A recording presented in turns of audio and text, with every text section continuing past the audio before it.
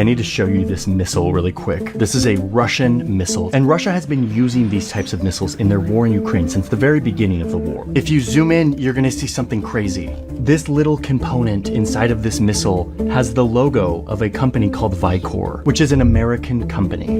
Over the course of this war, investigators have been looking into this debris to try to understand how Russia is making their missiles, what ingredients they're using, and where those ingredients come from. So without Western technology, Russia wouldn't be able to build missiles. And it's not just one power converter from Vicor. This missile is packed with microelectronics, the key, most sophisticated parts of the missile that come from the West.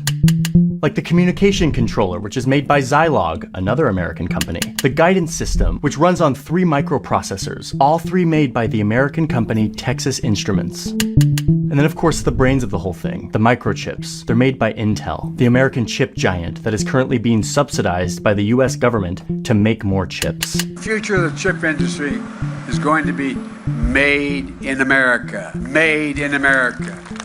All in all, investigators from the Ukrainian government, from the Royal United Services Institute, or RUSI, and others found that Russia needs 450 Western-made components for their weapons, the majority of which come from the United States. This is stuff they can't make on their own. Ukraine is making an effort to gather Western air defense, which then shoot down missiles that are made possible by the West, by Western microchips. That's Alexei Sorokin, the deputy chief editor of the Kyiv Independent, which is the largest English-language newspaper in Ukraine. They've been covering the war. We've been working with them to investigate how technology is affecting this war. For this story, we looked into how this Western tech is making it into Russian killing machines. The Kyiv Independent received this leaked report from the Ukrainian government that gives us more clues as to how this technology is making it into Russia. Illegally flowing through a shadowy network of shell companies, fake aliases, circuitous shipping routes, all to evade sanctions and arrive to front companies for the Russian military. I want to show you how this is happening and what can be done about it. Since the beginning of the full-scale invasion of Ukraine in February of 2022, Vladimir Putin's army has launched over 5,000 cruise missiles into Ukraine.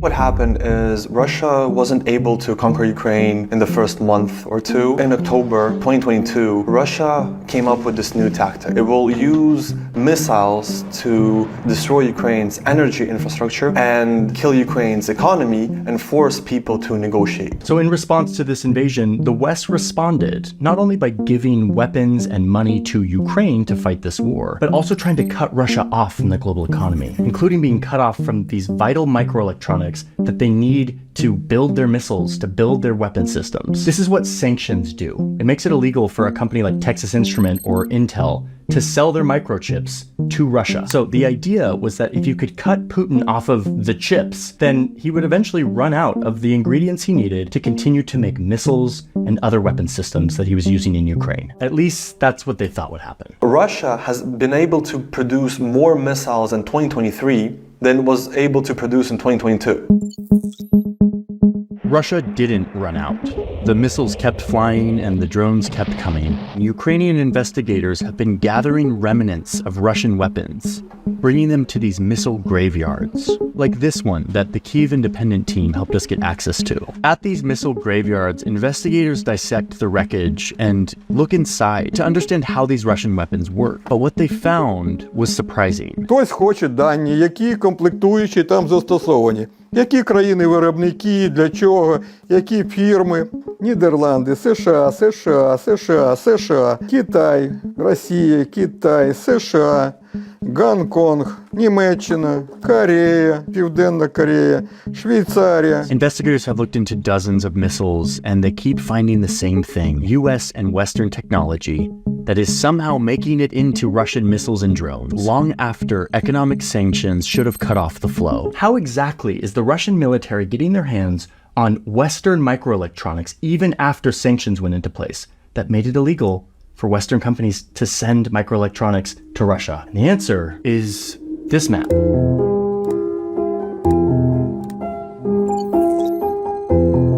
This map shows at least a part of a shadowy network a market that Russia uses to keep vital technology secretly flowing into Russian weapons. Now, let's be clear, this is not the whole network. This is a shadowy black market. It's very hard to see and to report on. But thanks to some amazing reporting by Reuters, by Rusia, by the Kyiv Independent, the Financial Times, and others, we've been able to piece together what this looks like, how Russia gets its hands on these microchips.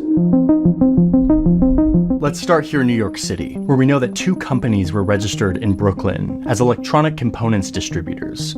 Both of them were owned by the same 3 guys who used aliases like Nick Stevens or Geo Ross. These companies have been shipping millions of dollars worth of electronics from various locations in New York to several middleman countries that have no rules about sending stuff to Russia. From there, this technology was then shipped into Russia to a company that makes weapons for the Russian military. When these guys got busted, investigators found that the specific microchips that they were shipping into Russia were the specific chips that Russia uses for various weapon platforms that they're using in their war in Ukraine. In another case, this one company based in Singapore starts buying American microchips from the US and selling $250,000 worth of chips to a company inside of Russia who seemingly has nothing to do with the Russian government. That company then sold them to another Russian company called Robin Trade. But it turns out that Robin Trade is just one of many fake companies that sells to yet another fake company called Cernaya Engineering that we now know is actually just a front for the Russian spy agency, the FSB. One of the greatest tools in this network is the shell company. The fact that in our global economy, you can make a company by signing a few papers and paying a fee, and then you can start doing business under the name of that company. Like there was this one computer parts company in Germany that before the war was selling technology to Russia. But after Putin's invasion, EU sanctions banned that company from doing this. So the German company starts selling chips to this shell company in Turkey, which immediately turns around and sells them right to Russia. Custom records show that in just 7 months, this new Turkish company sent $20 million worth of computer parts to Russia, including US-made microchips. You can see that it's like a lot of these middlemen countries that the chips are being sort of trafficked through to evade sanctions. And this has given a lot of attention to a bunch of random countries that were never a part of this technology trade before. Like the Maldives, this island nation that is much more known for like Instagrammable vacation photos. And yet, right after Putin's invasion, the Maldives started seeing ships arrive with hundreds of thousands of microchips, arriving at their ports only to immediately turn around and head for Russia. But when they pull into the port, they do have to register with the customs agents, and so we have customs records, which shows us where this stuff is coming from. These records show us that a lot of these chips are coming from a company registered in Hong Kong, but who is owned by a company in Singapore, which is in turn owned by a company registered in the Seychelles Islands. Oh, and this company, which a Reuters journalist found was just an empty office in Hong Kong full of boxes, has only one officer, a Spanish citizen who owns an airplane club in Catalonia. And yet, somehow this company is responsible for over $200 million of electronics being sent to Russia, including $50,000 of Intel and AMD microchips. I mean, do you see how this works? Like, yes, it is illegal for someone to send microchips from the United States of America to Russia, but when you have shell companies in middlemen countries that are not a part of the sanctions, you can kind of get around that pretty easily. There's this one company in China called King Pai Technology. They do the same thing. They buy Western chips from companies in like India, and then they sell them to Russian companies that are known to do business with the Russian military. The United States government found out about this and cracked down. They put King Pai Technology on the list, the sanctions list that says that American companies are not allowed to send them microchips. But lucky for them, they've got a bunch of other companies that do the exact same thing that aren't on the list. They have a whole network of these shell companies owned by these 2 guys that confusingly have the same last name. So these guys just keep sending Western microchips to the Russian military, now just under another name. One day you're King Pai Technology, the next day you're 3HC Semiconductor. This is the game of whack-a-mole that enforcers are stuck in. Shell companies are disposable, they're pieces of paper. So it's really hard, really slow, really complicated, and difficult to enforce. And in many cases, the middleman countries like the Maldives have no real incentive to crack down on this. All it means for them is just more traffic through their ports. Some of this stuff is so obvious, like Kyrgyzstan, a country that almost no one on earth has ever heard about, but who saw a huge increase in their imports from Germany after all these sanctions went into place. Almost a 1,000% increase, which, like, they're not complaining. This just means more activity of imports from other countries, even though we all kind of know that they're just a middleman for smuggling stuff into Russia now.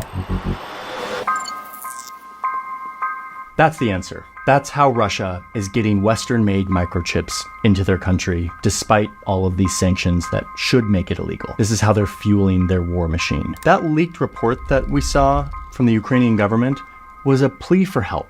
It was a sounding of the alarm bells. It was given to Western diplomats at a summit to basically say, hey guys, thanks for all the money that you're giving to us, the weapons, the anti-missile and anti-air defenses, but you're also giving technology to our enemy. Those drones and missiles that we're shooting down with your defenses, they also have your technology in them. The United States is providing weapons that defend Ukraine from weapons produced with the help of companies from the United States. There isn't any immediate solution, but what we can do is we can just gum up their supply chains. We can arrest their intelligence officers. We can introduce crap into their supply chains. We can just make it longer, more difficult, more expensive. This story is useful for us to understand because it's one of the best examples of how war is changing, how these little silicon chips are vital for any modern army, and that those who produce them think that they're the gatekeepers, that they can stop the world from getting their hands on this tech. And what we're seeing is they really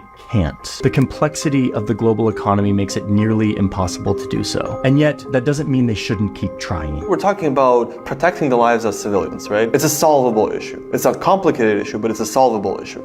And that's what gets me, is that if I knew personally that some kind of action from myself can help save an innocent person, I'd definitely do it. And I hope that people in the States or people in Europe would also feel this way about protecting Ukrainians.